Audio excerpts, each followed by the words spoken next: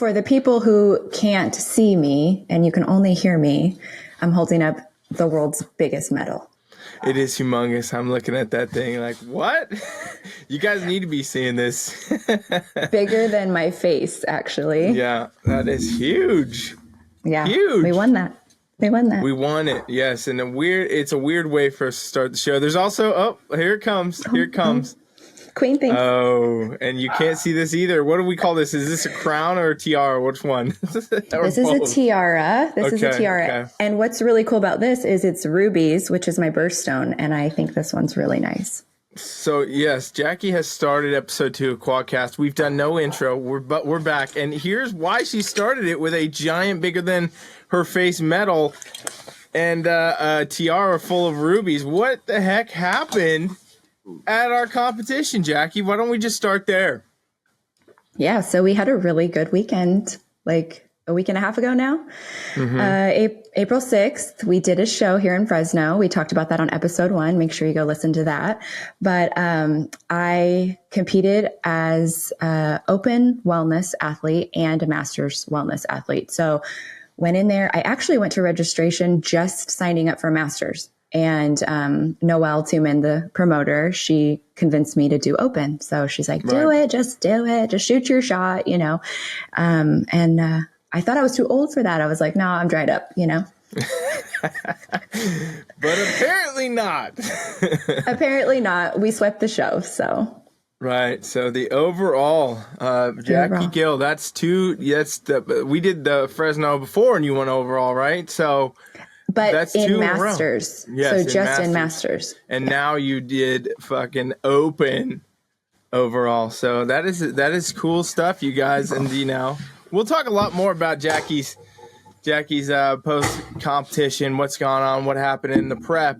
And also on this episode, what else are we talking about today, Jackie? Because I know we got a whole plan today we're going to hit. Yeah. So we're going to be talking about what you can expect in the wellness division for 2024 competition season.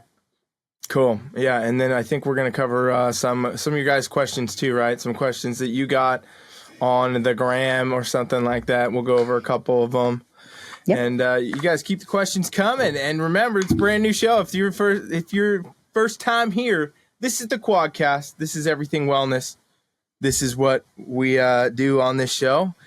And that's why Jackie's got to start it talking about her wellness overall. So, Jackie, give me a little bit of insight. Obviously, we talked a little bit about your prep, but I mean, we literally recorded episode 1 of QUADCast in your peak week, 3 days out, actually, right? 2-3 days out. And then here we are now, a couple weeks later, you went in and got overall. So, obviously, that was a game day decision, too, to jump into the open, right? That was like, you just messaged me. You're like, hey, I'm in the open now. I was like, oh, cool. All right. There we go. That's what it's like to coach Jackie Gill, if anybody's ever wondered, right? That is exactly what it's like.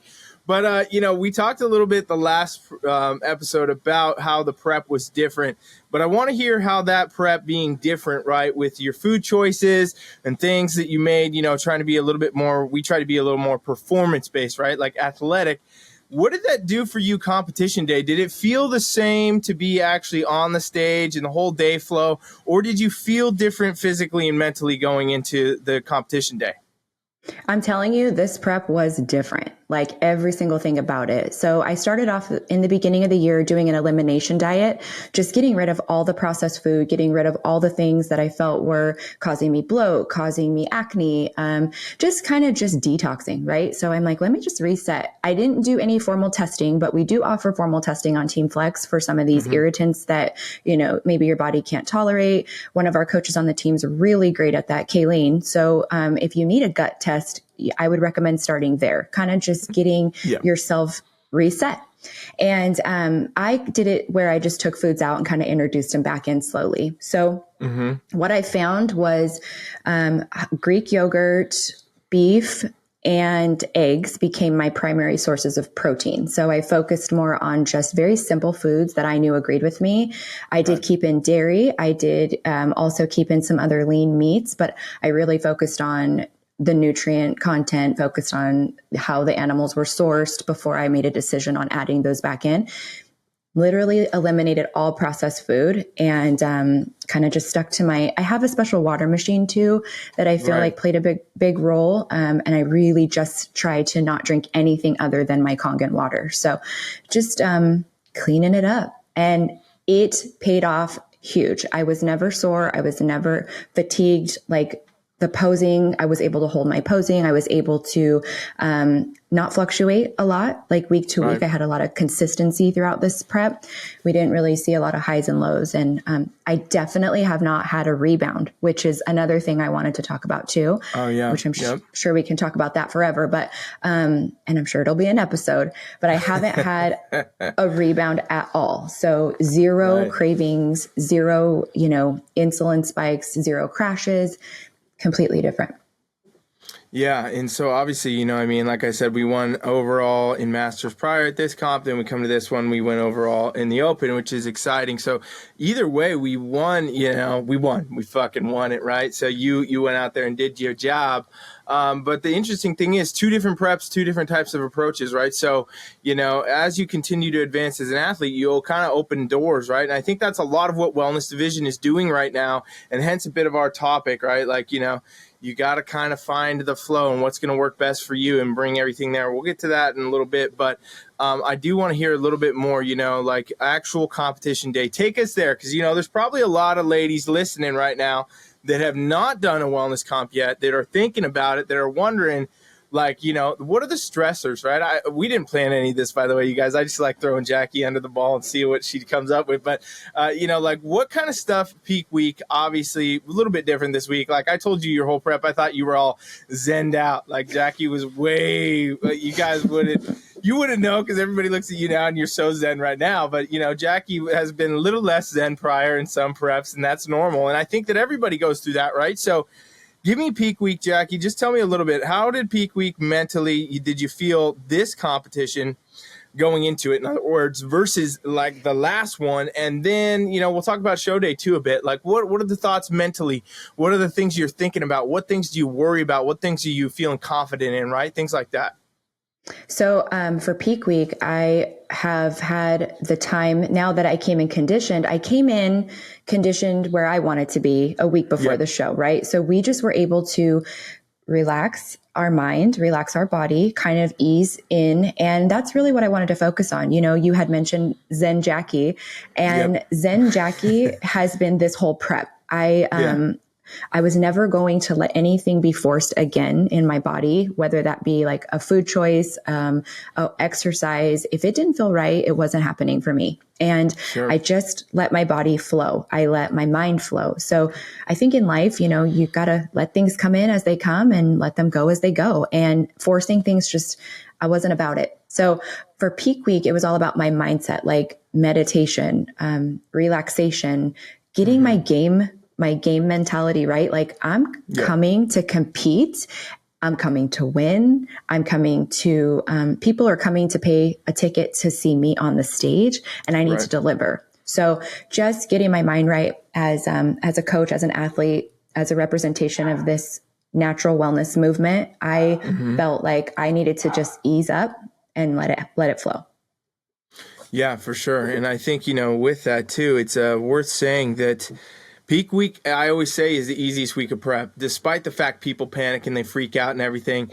We on Team Flex take a very different approach to peak week out there compared to what the standard is. So if you guys are out there and you've done peak weeks before and they were the worst part of your prep, right, where you're sitting there like just dying on cardio, starving on calories, slamming, whatever PEDs, diuretics, whatever you got to be, your coach is telling you to take, and you're almost like dying, right? Like I've been at many competitions where women, pumping up backstage pass out. They're just down. They're on the ground. They're getting rushed out in the ambulance, never hit the stage from peak week type stuff. So like, if you're hearing us and we're saying, oh yeah, Jackie was all zen, she's just chilling, all she had to do was meditate and get her mind right? It's because we've done things a certain way a long time where it was sustainable, it was maintainable, the whole prep, to then be ready. And, when you get to peak week, then if you're ready, it's cruising. It's like easy, right? Like we don't even often train. Like I don't have Jackie, for example, train the full week even most of the time, because, I know from coaching Jackie that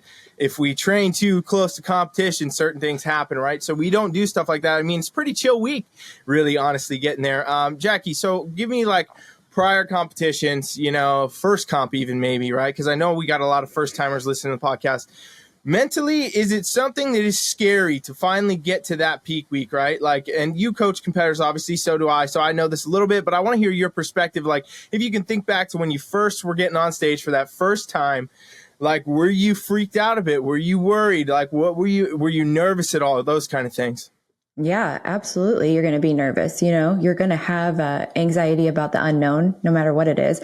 And Right. So I think just trusting your coach, trusting your body, trusting that you've done the work is what's going to set you apart. I had a coach before that recommended like silencing all the notifications on Instagram. So like if you're looking at all the girls that are showing up to your same show, then you're going to be like sitting with intimidation or self-doubt, and you just don't need that. It doesn't serve you. So it doesn't matter who's coming, you're coming and you need to bring the physique that you've built and trust that. So I was absolutely a hot mess because I was self-coached into my first show. So it was like, did I do enough? Did I do it right? Should I eat? Should I eat? Should I not eat? Like, you just don't know what to do. So it was just me figuring it out. But I'm a crazy person. I kind of like that, but I don't recommend it.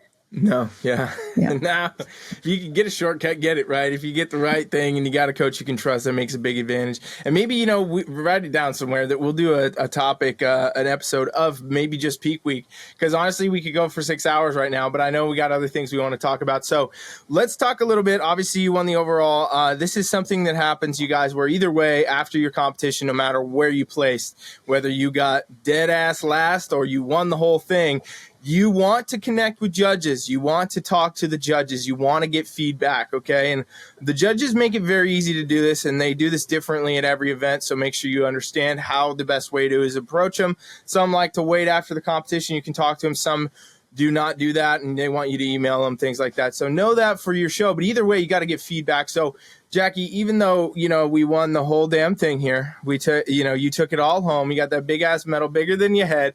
What was the feedback that you got? Because I know you said you had talked to some of the judges, yes? Yeah, so I was able to connect with the men's head judge. He's also the promoter. And he just said, basically, I need to, if I'm going to continue, right? So we decided to bring a certain look to this local show because we kind of have an idea of what physiques come to these types of shows. So it was strategic, coming in a little bit softer.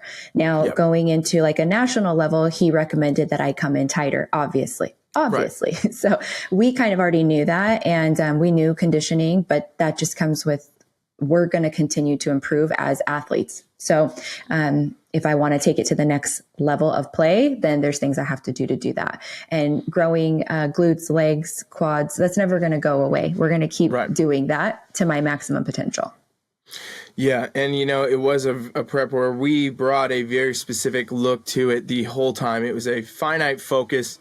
Every single check-in, a very zen check-in. But, we were always like, yeah, we're happy with what we're bringing and how we're doing it and how we're progressing. And, all you out there that are prepping right now, it's not like it would be cool to see. I don't have the stats. I should have pulled this up before this show, but like it would be cool to look at your stats week to week and kind of compare, where things were. But it was not humongous drops every week, everybody. It was not, right? Like, and this was your highest stage weight, right? It was at least higher, the highest that I've coached you for. And, it wins the overall at this event. So there is something to be said for really the root of wellness. Like Jackie says, wellness her way, right? That's what you say all the time, right, Jackie? Like that's really the thing about bodybuilding is you want to make sure that the look that you put on stage is something you like no matter what, like the amount of competitors that I'll hear are blindly just following some coach's direction or this and that because they're saying, oh, you got to be leaner. And then, these girls get to stage and they don't even like how they look, win the show or not. It's not going to be fulfilling. It's not going to be an exciting moment for you. And, had Jackie not even won overall, we still would have been happy having brought exactly what we wanted to bring to the stage because that's kind of the thing. And, obviously me and Jackie, we work very closely on all this stuff. So that's another benefit to having a coach that works with you and knows your goals. But either way, you're going to get feedback, you guys. You're going to get feedback out there. You want to be getting feedback at every level because then you know kind of where to take. So, Jackie, with that in mind, and this is kind of fun because what are you planning next, Jackie? What are we planning to do now? Because I don't even really know, to be honest. Because, the little insight to everybody listening, Coach and Jackie Gill, it's night and day. It's in the morning, hey, here's the plan. In the evening, actually, no. So it's all over. You're literally telling my dirty laundry. Just a little. But it's true. It's true because I change on the fly. Like I just get excited about something and I'm like, let's freaking do it. So Yep. Kind of like when I said, oh, guess what? We're going to do the Angels fashion show last year. And you're like, okay. Yeah. So I'm going to go on an anniversary trip. I need a diet plan. I need to change. I'm dieting. I'm not dieting. I'm growing. I'm not growing. So right. Yes, I'll take that. But we're going to Mexico in July for my birthday. It's my 40th birthday. So I'm going to celebrate big. We're going to just live our best life, do some like fitness photo shoots on the beach, and I want to look good. I want to look muscular. I want to feel strong. So I'm just going to continue. Like I'm actually the same weight I was on stage day currently. Mm-hmm. So I don't have I have no cravings. I've been eating intuitive. I know you know that because I haven't been tracking. Yeah. But I'm just eating intuitive and eating the same exact foods I was eating on prep, and then just adding in like a froyo or taking my kids for like a smoothie. So it's nothing restrictive, and I can maintain this as long as I want to. And then also the plan is to be more functional into my 40th. So like functional 40s, I want to be fit and well. So yeah, that's really what it's all about. And we are training a little more performance based now, which is like firing me up. Like that athlete in me is just coming out. And then I think we are doing, well, I know I'm doing the Olympia fashion show with Angels. So I will be at the Olympia at the expo walking for my sponsor, Angels Competition Bikinis, Code Jackie. But yeah, I'll be walking at that show in October. So just the goal is to just look well and healthy and strong. Yes. Okay. So out of that lineup, I didn't hear, or maybe I missed it, any more competitions that have been added just yet, or any ideas in competition, or what are we doing? Because that's the other thing too, and it's funny that I'm saying, what are we doing? But you guys just understand that's how we communicate around here, me and Jackie. That's the way it is. You see how she threw in that she's been intuitively eating, even though we haven't really talked much about that yet on the other side, but no, maybe we did. Either way, that's the thing. You took a good chunk of time from last comp coming into this one to actually grow muscle and really, change your look. And that's obviously how we got into a higher stage weight overall, was more muscle based, right? For the most part. Is that your game plan now? Yeah. Also, I will say I quit bodybuilding at one point, in the last year and a half. I was like, I'm not going to compete anymore. These girls are getting too big. They're getting too muscular. And I know we need to talk about that topic, but I feel that I was just intimidated. I went to the Amateur Olympia. I got my worst placing, but I also got really good feedback. They didn't tell me I was too small. So it was all up here, it was all mental. I was like, I'm going to go to bikini. And anyway, obviously I'm not going to bikini. I would. Yeah, that's funny. I forgot that you did have that for a minute. Yeah, Cause see the stuff Jackie says, sometimes I'm just like, all right, I'll wait to see if that comes up again. But that was one of those. Yes, I remember that now. That's actually another thing we should talk about at some point. But so right now, competition wise, just like nothing on the nothing on the horizon. Into wellness mode, into your kind of craft now, just growing and coaching, right? Growing and glowing, Yeah, there you go.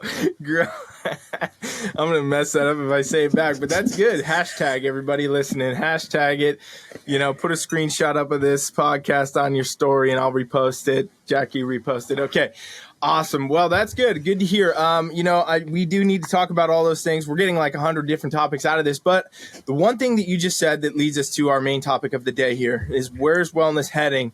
Where's it going this year? What does it mean criteria wise? What does it mean, for athletes out here, for judging everything else? And I kind of want to just flash back to the Amateur Olympia then, when you quit bodybuilding, right? As you said yourself, and want to consider bikini, you were looking at, So Amateur Olympia, for those of you that do not know, it's an international event that athletes can come worldwide for, and you get a pro card if you win overall there. Okay, so you can win a pro card at that competition. Inherently, right out the gate, these competitions are far more competitive, but also have a far amount of wide variety of athletes that are going to be there.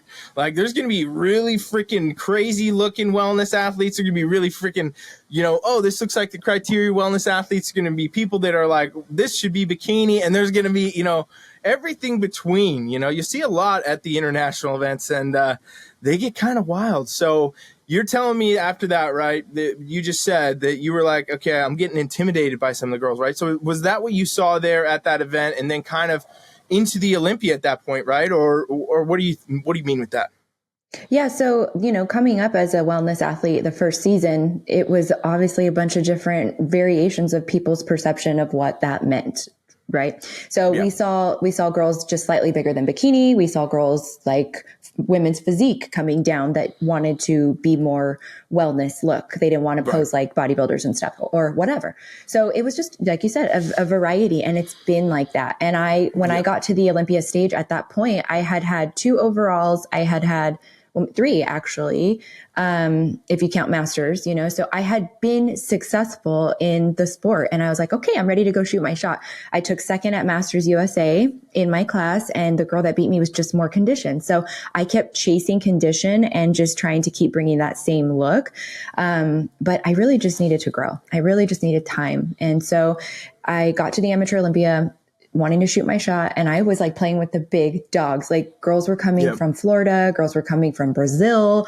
And it really rocked my confidence, because it was the worst placing I ever got. And it was also the smallest that I had, I have flattened out up into the show. There was a lot of things, but I flattened out. So I just didn't come in full enough, and it just hurt my placing. So. Yeah, for sure. And, with that, that's, kind of what happens to a lot of people these days with wellness, right? And the look is so wild and it's so crazy that it can shift a lot. And it kind of really did advance very dramatically in the beginning. So, like what we've seen now, and we talked a little bit about this episode 1, but I'm glad we're spending a lot of time talking about it today, is wellness did get, when it started, very advanced very quickly. Okay. And this is because this is what happens with every type of division. People come into it, and the judges say, "Hey, here's our criteria." Like, to this day, the original criteria posted is still on NPC News Online. It's the exact same one. Like, if you go there, they don't got pictures of Fran on there. Maybe they do today. Don't quote me if they do. But normally, it's the same exact ones of these athletes from Brazil that they ran, from day one. And the criteria is still posted the same. However, the look that we've seen, right, is dramatically changed. And obviously I'm doing a lot of, competition reviews and things. And so I see this all the time, because I'm looking at basically every single bodybuilding show that happens, every single wellness show. I'm looking at the athletes and, figuring out the placings. But what I've seen for sure is that it started, and okay, athletes largely brought a mixed bag of things, but there was clear, representation of what was being awarded to fit that criteria. And then it kind of started to get progressively more and more aggressive, right up to the time where you're talking about, actually, that Amateur Olympia at that time was like, I don't know. I mean, it was definitely a time where it had taken a different look at that point, right? Where you're seeing a lot bigger wellness athletes, a lot leaner wellness athletes, and like a lot of physiques that didn't really fit criteria. And, honestly, you guys, you got to understand this too. Somebody has to win every show. So no matter what, somebody's got to win, somebody's got to get second, somebody's got to get third, fourth, and fifth. So if all the athletes at competition show up and they're oversized and they're over lean, it's good. Somebody's still going to win that. And to you, as a competitor looking at that on Instagram or whatever, you might be like, oh, well, bigger and leaner is what I need to do. No, that's actually just, more so who's there that day. So with that, Jackie, I want to talk a little bit about where we think wellness is going this year, right? So what do you think so far? I know you've had conversations, obviously, with multiple judges of recent time. You're putting some wellness competitors on stage yourself. You just won overall. So tell me what you think, your perspective. Where do you think wellness is heading this year, this time, April 17th? 2024 is the year of the comeback, I think. So, back to the origin of the wellness division, the way that it was meant to be, slightly larger than bikini. So that athletic girl who played volleyball, softball, soccer, track, she's the girl we're looking for. Right. Were you a cheerleader? Did you do stunts? Like, you just have these big soccer quads, Yeah, that's you, girl. That's you. Were you a softball catcher? Like, these athletes. And so we've always, and women who want to have a big butt, like, they like it. Yeah. They like that look. So the curvy look, but it's still a sport and it's still bodybuilding. So there's that condition married to the athleticism. I want girls to feel safe to bring that look. And I did have an athlete compete. She was a cheerleader, actually. So cheer coach, cheerleader, and she competed in Texas this past weekend. Very first show. She won first place in novice, first place in true novice, and she got third in her height class, which actually in her class was the overall winner of the show. So she did battle with the champ and she still took third. So I'm just like, and we did it all natural, and we did it Katie's way. We did it, our way.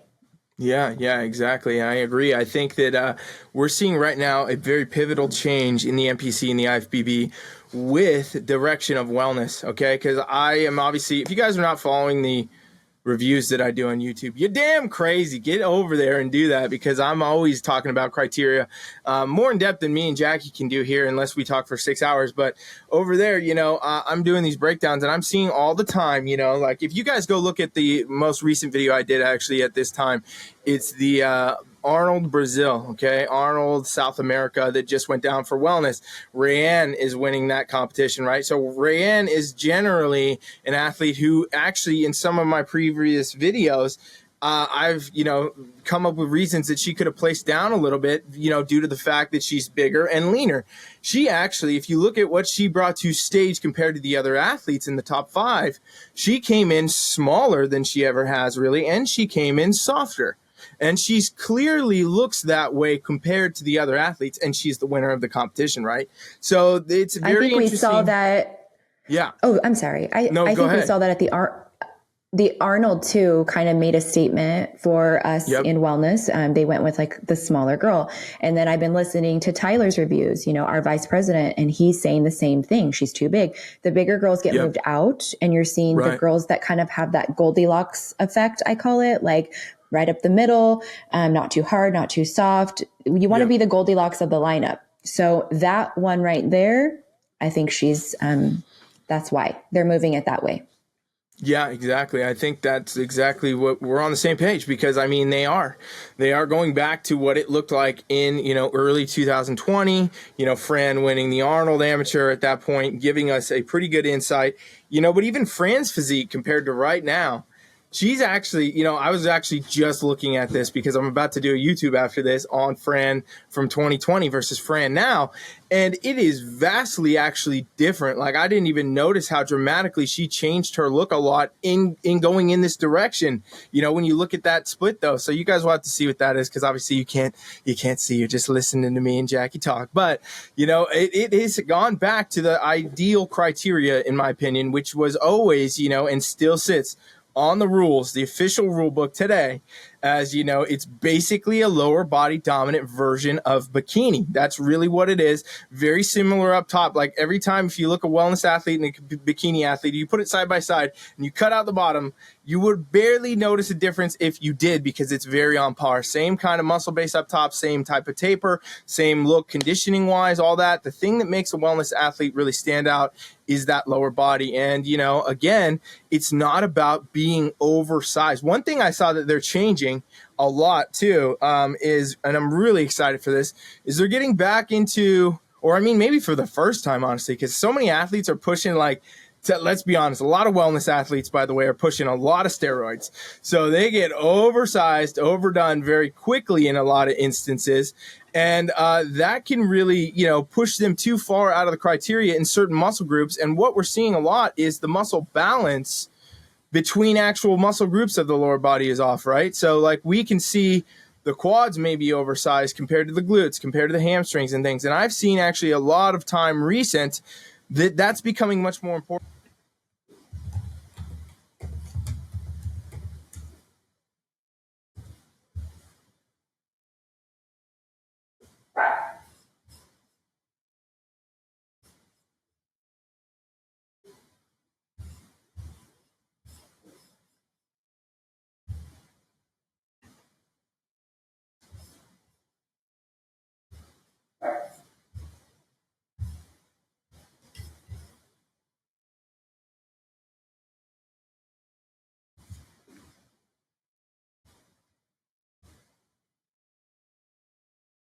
Damn. Something happened, There. huh? Yeah, I was I'm like, back. I lost you. Hi. Where did it cut off at? You said going back to that taper and cutting them off, Okay, yeah, I'll the I'll go bikini. start there again. Damn it. What is going on with it? Okay, anyway. Hopefully you could save that part, right? We're good. Yeah, we'll just splice it back. Hopefully we'll edit it. All right. So yeah, I mean, going from that tapered look and bringing, bikini and wellness, upper body, it's all the same. It's really very, very similar. You could say slightly more muscle on wellness athletes, but oftentimes it's not even the case. Like I guarantee you, if I put this up here and I put two pictures, who's the bikini, who's the wellness, most people, including judges, by the way, would say, hey, that's the same damn division, right? Because they're so similar. Lower body dominance is what makes wellness. And, I think that wellness has really gone along that track. But what happens is athletes, again, get to set that standard. And there are a lot of athletes that are using enhancements, right? And so they're using steroids, performance enhancing drugs, even other things to alter the appearance of their lower body. There's some, there are a lot of competitors out there in the scope of the world that are using like glute fillers and stuff, which obviously, all things we don't really think are a good idea. You guys don't be doing that stuff. But, with that comes this crazy effect of a lot of different looks that you'll see on wellness stages, right? You're like, whoa, why is this athlete's glutes so much bigger? And, who knows what it is, you guys, but we know. Either way, the thing is, judges, I think, are bringing that to the criteria actually a bit now, which they had not really done, right? It was more lower body dominant. If you had that look good, you had the quads, you had the glutes, you had this. Now I'm seeing judges are starting to formulate into more, and I'm sure we're going to hear Tyler talk about this stuff too, is actual, balance between the lower body muscle groups. So you can't just be a wellness athlete and have massive quads, not as developed glutes. And you can't have the same thing with the hamstrings overdone, or you can't have just huge glutes and no quads, right? Like if you go in there with those balance factors now, those are being scored is what I'm seeing. I'm seeing that across the board, that like if you don't have those symmetries down there, it's not going to favor for you. So I wonder if you've noticed anything with that, Jackie, based on what you've been seeing, and if you think that's a factor at all. Yeah, it definitely is. Absolutely. So you got to have balance. You've got to have balance, even though it's imbalance. So if that makes sense. Perfect. Yeah. Everything has to flow. It's bodybuilding. I mean, it's an art and it needs to flow. So we talked about that too, like doing some of the workouts that we've done have created better lines for my body than just packing on mass. And I will reiterate the fact that I am not the biggest wellness athlete that you will ever meet. I'm probably one of the smallest ones you'll ever meet.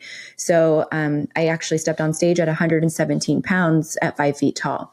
I'm typically the smallest girl in any lineup. So for me, that was reassuring as well. You do not need to be the biggest. I mean, look at Sean Clarita. Look at, the guys who are winning some of these divisions. They're not the biggest. They're just the most aesthetic, and they know how to pose and they know how to out angle. So it's all about illusions, Yeah, for sure. So, that's where I think it's heading. That criteria is going that direction. Definitely going back to the roots. Conditioning wise, we didn't talk about conditioning, but one of the effects of having a ton of muscle, right? No matter what, whether it's from steroids or not, is that you're generally going to look leaner. And so with a lot of the athletes that, we blatantly know are on steroids, a lot of them are honest about it too. So to each their own with that, but they do come out and say it, and there's some that don't. But either way, the ones that are, that are pushing the criteria really far and they're coming out there and you can say, okay, they're clearly overdeveloped, right? What often comes with that is really hard conditioning, where you're seeing a lot of separation, striation, even splits. And so some of the stuff, even at the competition review I just did of the Arnold in Brazil, there's athletes on there with splitting, feathering quads and things like that, right? And you're not going to land in a top call out at any level being too lean in any division, but especially in wellness, because the wellness conditioning, right, and this blows people's minds, it is the same conditioning as bikini. Like, people don't get this. People think that it's a different conditioning. It's a harder, leaner conditioning. It's actually not. The fact that a wellness athlete has more muscle is why they look leaner. That's it. It's just more muscle pushing on the same level of body fat, same level of skin condition to show that look. It's actually no leaner than bikini, right? So, a lot of times what you got to keep in mind with that is this is a wellness look, right? Like, put the wellness back in wellness. It's not about being super lean and super chiseled up and super those, they have the divisions for that. If you want to do that and you love that look, go to figure, go to women's physique, go to women's bodybuilding, do those things where you can get, as lean as you want, like look like a freaking atlas, all right, a map somewhere if you want to. That's great. Go do that there. Wellness is not that place. And I think judges are making a really hard statement with that, right? Because if you see a really lean athlete and you're like, wow, that person is lean, right? Because I always hear Sandy used to say this all the time. She used to say, great physiques, like really amazing physiques. It doesn't mean that person doesn't have an amazing physique, right? Like just because they're super lean, super muscular, it's not to say that that's not a great physique. It's to say that that doesn't fit necessarily, though, the criteria judges want to see. So not always in every case is the quote unquote best physique on stage going to be the one that wins. The one that fits the criteria the best is the one that will win, right? And so the criteria for wellness is a softer level of condition. And before everybody freaks out, because occasionally we get people that don't know things about wellness, and I doubt you made it this far, but maybe you did. But when I'm saying softer, you still are lean as shit, right? Like wellness competitors, bikini competitors are still lean. They're far leaner than the average person, far leaner than the average woman. And you have to get to that level of conditioning, show the right lines, muscles, everything else. It's very hard work to do that. You're still going to have to diet. You still probably have to do cardio. You definitely have to lift weights. It's not one of those things where you're like, oh yeah, I just lifted a couple weights and now I'm a wellness competitor, right? No, it's not like that. It is hard work, but it is the softest in a scale of women's divisions. It is the softest conditioning will be. It is bikini, wellness, figure, women's physique, so on and so on, right? Women's bodybuilders are like 4% body fat. So, it goes way up there. It's not the same down here in wellness. So, you really want to focus on, I think, honestly, if there was like a easy way to bundle it up, focus on building more muscle. If you want to be a wellness athlete, that will get you to your goal more than 90% of the time. Why Jackie has been able to turn around and flip to this, even though we didn't have a huge focus on conditioning this prep, Jackie, I don't feel like, like at least not in the sense of where we had before, where we were like, okay, we got to chase more. And it's because you had more muscle. You know what I mean? So yeah, that's a big point too. I want to say, like, I do put on muscle easy. I'm going to say that disclaimer. And I also diet easy. I'm like a true mesomorph, like I can pull it back, lose 5 pounds, right. Let it go, gain 5 pounds. So I'm very much a mesomorph. I just have that ability to do that. But I took the time to put the muscle on a good year. And that's the first time I ever did that. I did 7 shows before in a row in 2 years. So this was the time to grow. And that made my conditioning come in so much easier. I didn't only like 25 minutes max of cardio 3 times a week up to the show. Yeah, and we didn't chronically diet either, by the way, guys. Like those of you out there that are on the 600 calories a day, 700, nowhere near.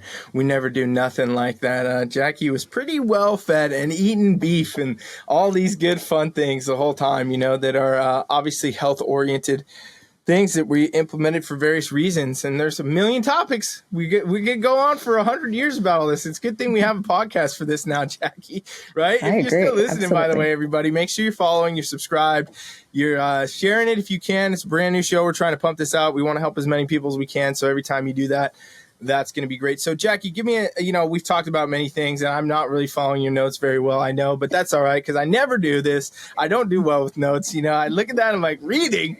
That's why I do this shit. I don't want to read, right? But, I want to hear what you think, right? So for those people out there that are competing in wellness or thinking about competing in wellness, and we just gave them a little insight where we think it's heading, what does somebody really need to know if they're going to go into let's say their first wellness competition, right? Like, and they're about to approach their prep. They're trying to plan a date. They don't really know what they need to be doing or when. Like, what would you say the first thing they kind of need to look at is to go into the factor of picking a competition? And let's just make it a little harder. Let's say this person wants to go and win their first competition. What is the first step they need to consider?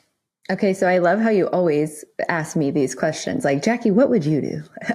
Okay, so what would I do? I would say what I would recommend to somebody first is you need to get a physique assessment. So first off, start with that. We offer them on Team Flex. We do free trials for a week of training. So if you just want to work with a coach for a week, see how we do it, you can do that. But I recommend doing a physique assessment first. So get with someone who has a good trained eye. If you want to win your show, then you need to hire a coach that can get you there. You can't be going to like your local gym and looking for somebody who looks good. Like that's just not the way to do it. Right. So get a physique assessment, determine what division you're going to start training for, and don't pick a show until you start there. You need to start there. So figure out what division works for you and then start training specifically for that division. So if you set your eyes on a target, you need to focus directly. You can't be like me where you're like, I'm going to be bikini today and I'm going to be wellness tomorrow. Like you got to, zone in. Yeah, so that would be step one, right? Hire a good coach, get an assessment, lay the groundwork. Yeah, you know what? That's pretty funny because I was not going to even say that. I wasn't even thinking down that vein, but that is exactly what you should be doing. Because, if you can't get judges' feedback, you got to get feedback from somebody that can give you feedback similar to what judge would say, right? And that's a physique assessment. So genius move there, Jackie. That is great. But, the thing with it all is, yes, you want to know what direction you got to go. You know what? Forget it. I'll do free physique assessments right now. Anybody listening? A couple of you out here want to do it. Jackie doesn't do it yet. Maybe Jackie will do it in the future. Who knows? Maybe I'll pressure her after this. But I'll do 15 free physique assessments right now. You guys, we'll put a form in the notes wherever you're listening to this, wherever you're watching this. Go put your email on the list. I'll let you know if you won. And these are just like my YouTubes, by the way. Like I take your pictures or your posing video or whatever it is, and I break it down. And I teach you about the criteria, and then I also will tell you what to improve on. Timelines for those improvements, timelines for prep. So this is not planned, but thanks, Jackie. That's 15 free, you guys, and normally it's $40, $39 is what I do these for. So go put your name on that list, and we'll see if you're a winner. And people get a lot out of these, honestly. To be honest with you, like I'll hear all the time. Like, wow, that made such a difference for my first competition. I'm like, yeah, you're damn right it did. But also I do it for IFBB pros. I do it for pretty much everybody, right? And it's another way to get feedback if you're not on stage and can't get feedback. So great idea there, Jackie, to get people doing that. You need to be doing that. I'm now against, I've said in my career before, going to stage is the first step. But really, I don't think it is anymore because, the first step is going to stage with the best that you can do, like a lot of people get to the mind of like, okay, I'll just show up and I'll just do the thing and see what happens. And that, is not the right idea at this point because things are very competitive. Bodybuilding in general is more competitive than it's ever been. Like, and if you look at any division, we can't really do this with wellness as much right now because it's still fairly new. But like, if you go look at how bikini started, like anybody listening to this, I'm assuming most people that are into wellness somewhat know bikini at least. Go look at the first Olympia winner for bikini, okay? Go look at her and then see what that looks like today. Look at our most recent winner at Olympia for bikini. These are light years apart, light years and light years. So bodybuilding, again, it started a certain way. It was that way. And now, with the advancement of everything else, it gets more and more competitive. So really, I want to talk on. Yeah, go.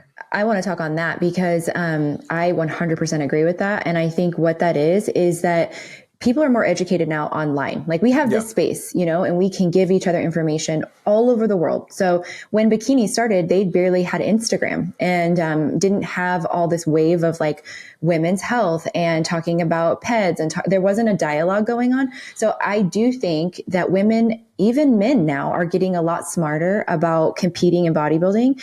Then they're doing things different. Number one, people are educated enough to come to the stage looking good at a first show. So you can follow your favorite Instagram girl and you can copy everything she does and you can bring a decent physique to stage. So competition level raises, right? They were reading bodybuilding.com or like books, magazines to try to come to stage. Arnold's book, right? From the fucking 80s, trying to figure out how to do wellness. Right. I studied the bodybuilding literature and it's literally like these OG guys who wrote these books, they write this stuff. So we now have a different space. And so we can bring better physiques. Not only that, I think this is why wellness is changing and the division and NPC itself, because now people are more educated about their health and their longevity and they want to live a long time and look good doing it. Right. Nobody wants to go get on a bunch of drugs. Like we know better, right? We know better. We know that causes a lot of long-term effects. So even just a little bit, it's not good for you. And I mean, to each their own, anybody can do whatever they want. But at the same time, I think the more educated we are as women about the ramifications down the line, we're not into that. So we're like, okay, we need to do this a better way. Yeah, 100%. And I mean, I couldn't have said it better myself there, Jackie. So exciting time for everybody out there, wellness. And we're going to keep pumping episodes of this. Let's get to some questions, though, Jackie, that the audience had. I know you pulled a couple, right, that you had. So let's go over those. Let's just answer those. And you guys, we want to bring Q&A. We might do it live. I don't know. I'll have to see if I can figure out how to set it up so we could run these episodes live, see if anybody comes in. I don't know. We'll figure it out. But Jackie, hit me with some questions. What do we got here? And you can answer them. I can answer them. We'll both give an opinion. Whatever. We're just throwing darts over here, you guys. We don't know what we're doing. You can answer them because you asked me all the questions. So I'm going to ask Coach Ryan some questions. All right. Okay. I'm ready. All right. So the listeners want to know, how much weight should a wellness competitor gain in the off season? I'm stumped. No, I'm just kidding. Yeah, I know what you're going to say. You're going to say, fuck the scale. Yeah, that's one of them. That's the first answer. Fuck the scale, break it. If you got a baseball bat, use it to break your scale. You don't need it. No, but for real, in the off season, I mean, weight gain is relative to each person and their physique, right? Like wherever you're at, there's going to be a certain amount, you know, Jackie, like we talked about, your frame is smaller. So, I mean, it wouldn't make sense for me to say, Jackie, go build 40 pounds of muscle right now, right? You'd walk out there looking like the Hulk or some shit. You know what I mean? Like it wouldn't really, you wouldn't fit through any doorway anymore. You'd just be all jacked up, right? That's not the right idea. So I think looking at the weight of it is kind of the wrong thing to think about. And, you know, it's not necessarily just that. It's also body fat, right? Like that's probably why this question has come up. Somebody's like, how much body fat should I be gaining? But weight and body fat and weight and muscle are two different things right out the gate. You got to understand the differences there. And so what I always say for anybody competing is that you should not gain a lot of body fat at all. Like, you know, we know how to reverse diet. We know how to do these things.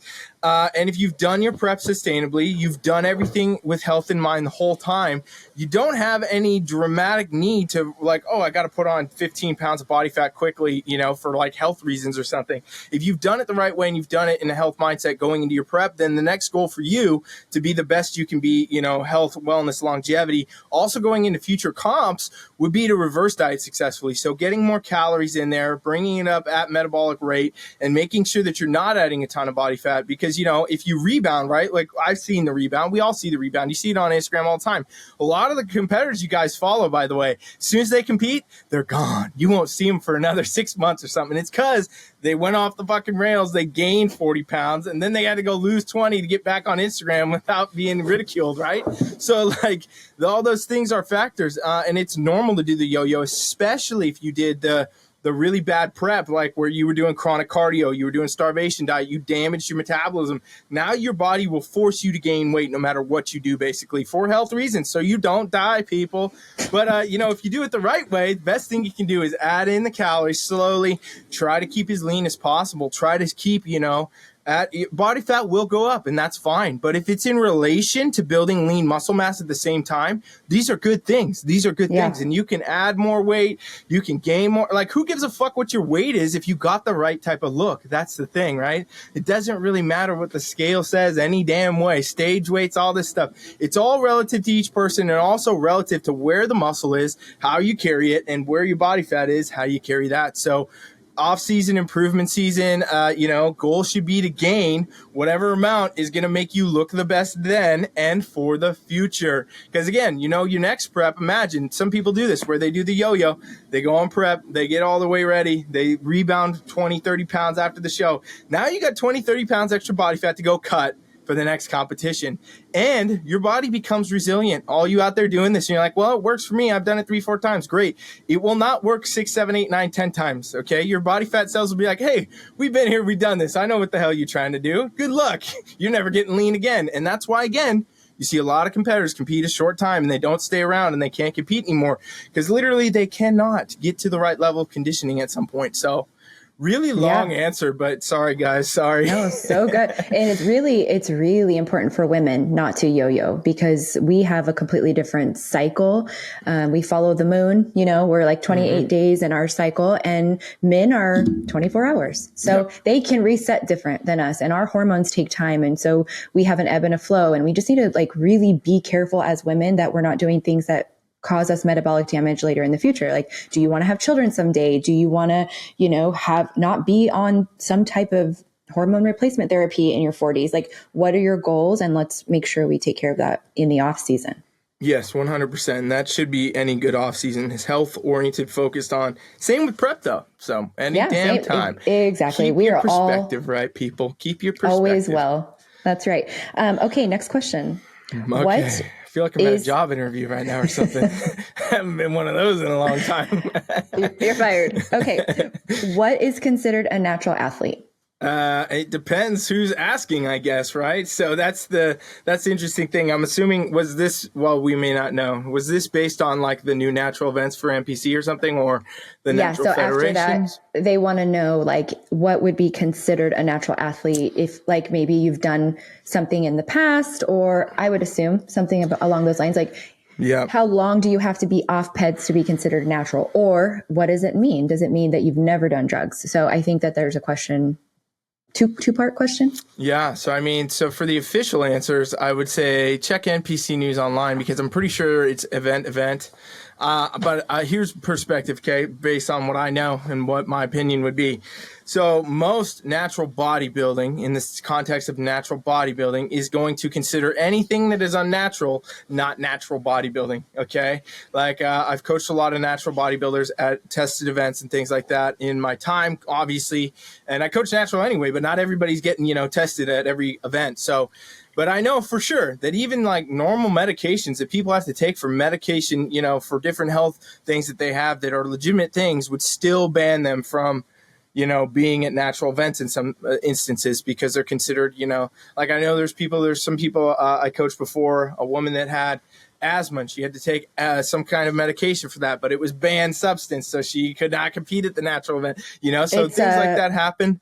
It's a steroid, right? Like albuterol or something. It's considered it could have been one of those. But I mean, they mark everything. They'll put things in pre-workouts. I don't know what level NPC and IFBB is doing this, so I can't speak on that at this point. Check it. I don't know that they've put anything out about it, really. I'm sure it's coming, but I'm pretty sure it probably would be event to event, promoter to promoter, what they're going to do. Usually it comes down to, polygraphing and urine tests and things like that. But what is considered a natural athlete, to get back to the more real question, since I'm just all over the place, is it depends on the person's opinion, right? I mean, that's really what it comes down to at the end of the day. Like, there's a lot of unnatural shit that people do every day that they wouldn't consider unnatural, right? Like, a lot of supplements that people take, like, DHEA or something like that. That's a supplement that is a steroidal supplement that's also legal, but you can buy that shit at fucking Walgreens. You can buy that anywhere.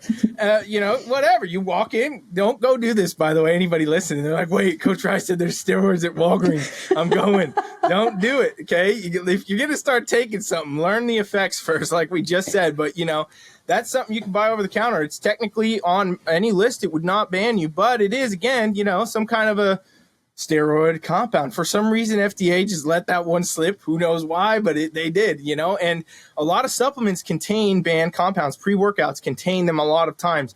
There's many companies over the years that have got put out of business, bankruptcy, sued, fucking FDA came after them, took all their stuff, cleared them out because they were putting illegal things, PEDs, whatever, stuff that's not even on the label in their supplements. So, I mean, you can get bombed a million ways trying to be a natural athlete and taking all this stuff, like to go to like the most deep level of what is natural, right? You would say eating and drinking water, right? And that would be like, oh, yes, you are natural. Natty as fuck right there. That's it, but like there's so many levels to this. So if somebody could say a protein shake, just a normal protein shake, unnatural. Why would you ever be drinking a protein? You know what I mean? So right. I don't know. Maybe like more along the lines of like, I guess if you have hormone replacement therapy or you have like things like that, you probably can't be considered natural, which, I would, that's kind of unfortunate, honestly, because I think baseline hormones are important. We have to be optimized. But then talking about enhanced versus natural, I think that's a little different conversation because you can have a baseline health and need that from your doctor because maybe you did some shitty things in the past that caused your hormones to tank. And we've, okay, so you can't compete in natural. I don't know. I mean, it's kind of like an ethical thing. Like, do you take steroids for enhancements and then go compete against naturals just because you'll do good? I don't know. Yeah, I don't know. I don't know either. I mean, I can tell you from experience that that would still ban you if you were on, TRT or something like that, or some other form of a hormone replacement. And again, like I said, medical conditions do this a lot, Right. something that would ban you though, because, anything extra, even though it may be just bringing you to baseline, then the argument on the other side is, well, you wouldn't be at baseline then. So you wouldn't be as so it goes kind of both ways. I don't really know, again, like NPC IFBB, what they're planning to do with that. I know they have like the testing things that they do and everything else on specific events. So that's where I look for that info. But, in whole, if that's just a question on who's a natural athlete, I mean, it's in the eye of the beholder, I guess. I mean, obviously, also the opposite side of that is if you're on fucking steroids, you're not natural. That's it. End of story. If you're out there buying shit from Mexico or driving over there and picking it up and bringing it back, and you're like, oh, it's natural. It's a medicine I'm taking. Nope, you ain't natural, right? Yeah, shooting up your butt. if it didn't come from a doctor that said, hey, you got to take this because you're going to have this problem, that problem, whatever. Even then, that's still not technically natural, but it's definitely not natural if you decide to be your own damn doctor, okay? Get the hell out of here. Well, and I'm just going to go buy a big piece of land. I'm just going to eat off of it. I'm just done. I'm done with like processed food. I'm done with. There you go. No, exactly. I'm done with all That's this. Technically the only way you could be natty, Jackie. You should probably start eating grass. Just go out in the field. I think I'm going to be like a nudist too. Like I'm just going to live on my land and just live my best life. You have to also hunt your own food with a spear and a rock. You know what I mean? All that kind of things. You do know that I'm going to Mexico to go find my ancestry because I found out I'm 48% Mayan Indian. That's awesome. Well, don't buy steroids. I might be living on the land, though. You know what I'm saying? Like, yeah. You're going to learn a lot of that cool stuff. But don't come back here with none of them steroids down there, okay? Promise. No, I'm just kidding. But yeah, that's awesome. That's exciting. Okay, is that all the questions, or we still got some here? One more. Okay. So how to get, and I know what you're going to say, but anyway, how to get a glute tie-in to show through? Again, first step, it's different for every person. Second step, okay, it's a combination of two things. You got to be at the right level of condition, and then you got to have the right level of muscle. So you cannot get lean enough to get a tie-in if you do not have developed glute muscle and hamstrings. Okay, I tried. It won't happen. A lot. Literally, it won't happen. You'll see competitors really fucking try to do this too, especially in bikini. Like, you'll see some bikini girls getting on stage like 84 pounds and things, and they're like lean. Like, you could see their damn bones, but you still can't see that tie-in. And you know why? It's because they don't have enough muscle, right? And this is why wellness athletes, they look like they have these crazy tie-ins. Like, Fran, for example, or Issa even. And like, you look at their tie-ins, you're like, what the hell is this? It's almost coming out of the screen. And it's because they have so much damn muscle on their glutes and their hamstrings, and they're still at the same condition, right? This is the thing about conditioning too. If you ever get conditioning feedback, it doesn't always necessarily mean that you got to be leaner. It means there's got to be more visible muscle for judges to see. That could also mean that you need more muscle, right? So confusing stuff, but that's why you got to have a coach, The two of them right here you're listening to. Jump in, guys. Free trial. Anyway, with that, you got to understand, to get the best tie-in, it comes with a combination of having a lot of muscle, good glute development, good hamstring development to start, then getting to the right level of conditioning. Conditioning comes after. So don't go try to get super lean and then build muscle and think that that's going to work, right? Build the muscle, then bring the conditioning in, and also understand that it's not going to be 24/7, right? You're not going to show tie-ins all year, every day, all the time, because if your body fat is changing at all, or your muscle base is changing at all, these things will not be showing the same. And that's really important to remember. And a lot of people get in their head about it. Also, the other thing is, you may not have one for a damn long time. It may take you years. It could take you 2, 3, 4, 5. I don't know. Some of you probably take 10 years to get there of competing, actually lifting weights, doing this stuff. And there's athletes that shortcut this process where you'd be like, well, this girl, it's her first season. Yeah, well, maybe she's been lifting weights since she was like 13. You don't know. And again, maybe she was an athlete in school, right? A lot of the ones that come with the muscle base and they're already like, first prep, first year competing or something, they got tie-ins. you look back and they've been lifting weights for 15 years. They've been lifting weights for 10 years. They've been doing a lot of work, track athletes, things like that. And that was a large turnout, by the way, to talk about, circle all the way back.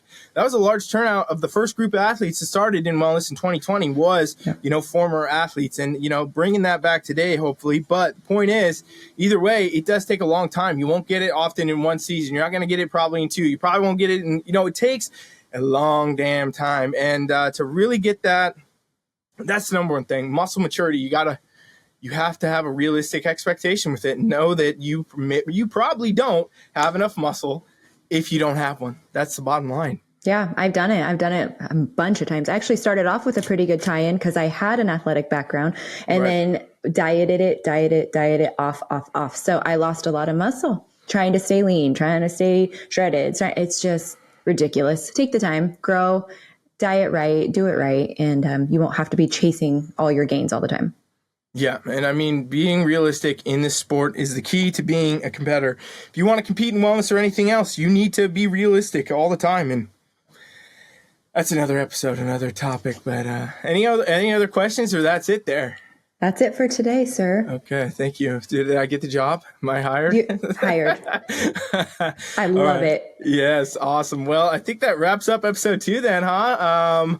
We'll see what we bring next time. I don't know. I'm sure Jackie's got plans, but we want to hear your guys' plans too. If you're enjoying this stuff, comment. Let us know things you want us to focus on. We're jotting notes from all the comments we're getting, or at least hopefully Jackie is, because I'm not, that says, hey, here's what we want to see, and we will cover those topics. We will answer questions just like this. Maybe I'll see if I'm going to hire Jackie next. Just kidding. But, we'll go through all these things and bring it through. And it's, again, a new podcast. So if you can share it, help us out anywhere, put it somewhere, thumbs up, whatever. We really appreciate it, you guys. Absolutely. I'll also want to say I'm going to be at the Santa Clara Muscle Evo this weekend. So if anyone's going to be there, come by, say hi. I would love to meet you in person. I'll be there representing Angels Competition Bikinis and Team Flex. So come see me at check-ins, and then I'll be walking around at the expo. So. Right on. Well, that's it then. I'll see you again soon, you guys. And I'll see you again soon, Jackie, actually. You'll be right here, though. So that's it. Bye.